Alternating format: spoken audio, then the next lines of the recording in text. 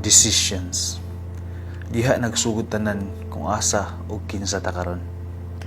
And there are 5 factors that could always affect our decision making. 1 is love. Sa ilalom ng mga You look so beautiful today. Here's your favorite. Kaulatang matamis kong napayo. Nagahandam na at ang nagkaroon.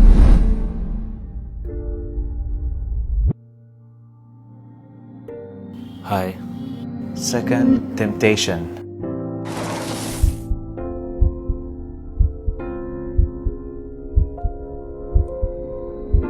Third, blood. Kaog ako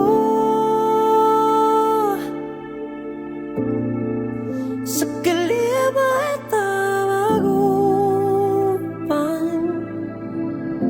Fourth, last. Sa lugar na imuharap mo, ako arang na pwede bang pag-uunta.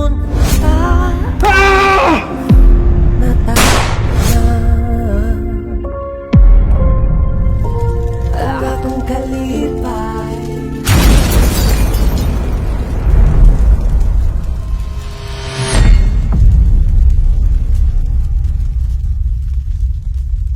And the last one, the unexplainable.